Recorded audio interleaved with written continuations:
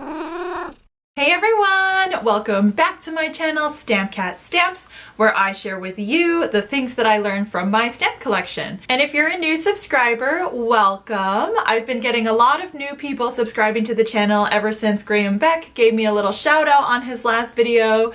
Thank you, Graham. I hope I can keep all of you entertained, intrigued, and excited about stamp collecting. So without any further ado, let me show you some of the stamps that I want to talk about. Double tongs. And there's one obvious similarity between all three of these stamps, and that is this majestic looking castle building dominating the skyline. This is the famous Chateau Frontenac, and it is the iconic building of Quebec City. So it looks like it's about an 8.5-hour drive from where I live to Quebec City. I could probably drive for 8.5 hours.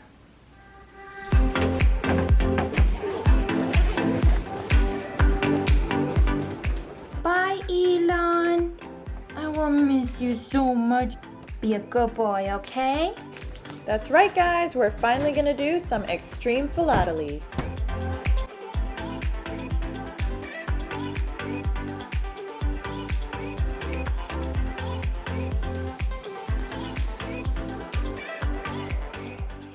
After many hours of driving and almost 900 kilometers later, I have just one more river to cross until I reach Quebec City. This is the St. Lawrence River, and it is exactly how early French explorers first came inland after crossing the Atlantic Ocean. Explorers like this guy, Samuel de Champlain, who first established a settlement here in 1608 called Quebec, one of the oldest cities in North America.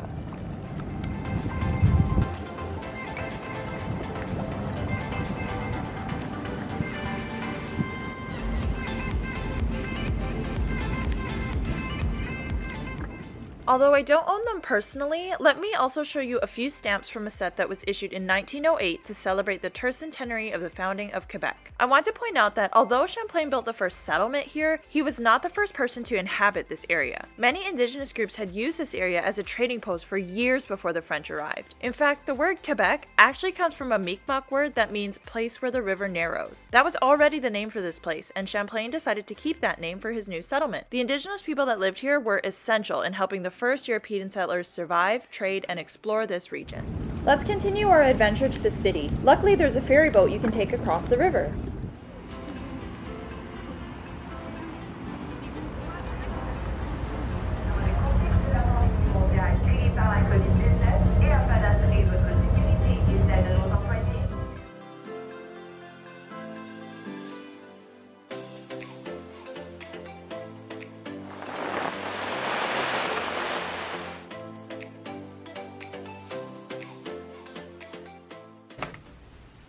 By the way, I found this other stamp in my collection after I got home and was doing some research about Quebec stamps.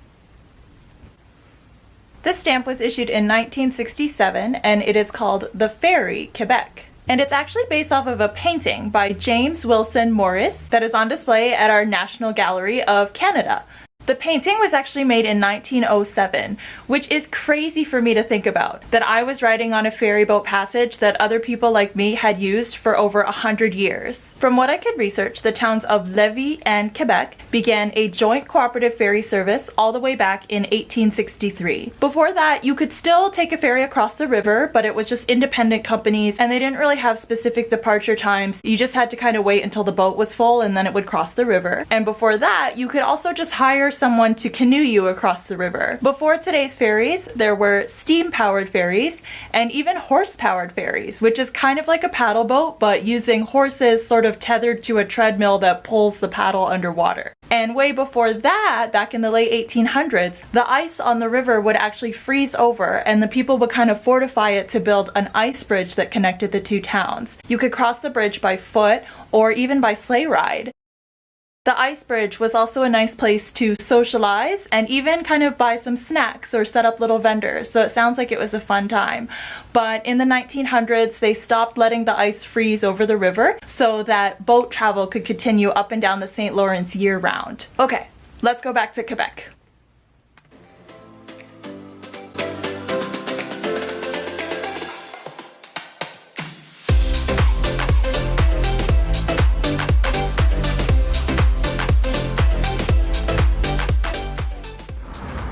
guys, I made it. I took that ferry boat over to Quebec City.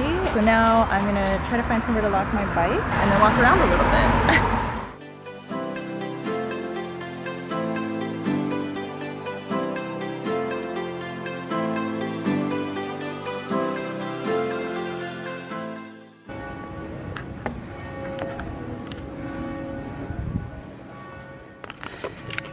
I'm huffing and puffing. There's so many stairs here. Quebec City is the only fortified city in North America.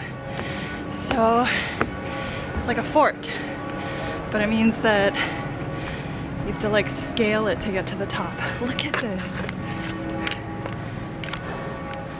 Wow.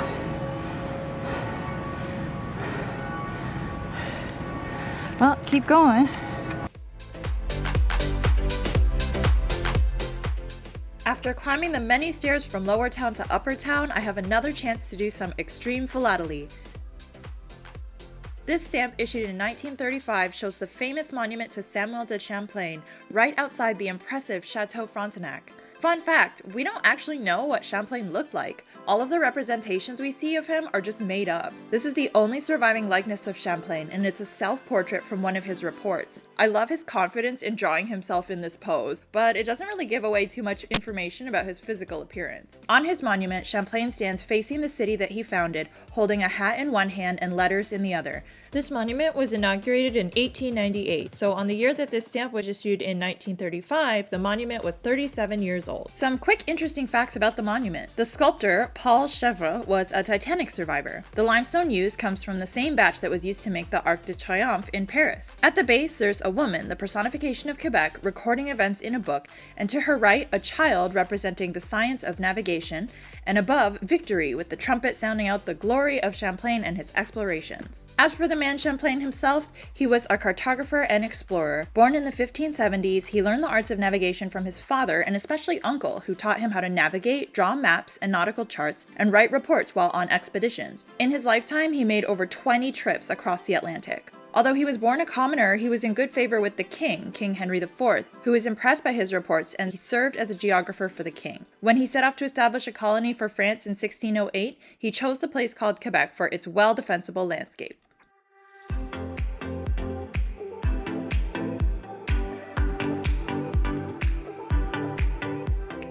Just a few steps away on this boardwalk called the Dufferin Terrace, I have another chance to do some extreme philately.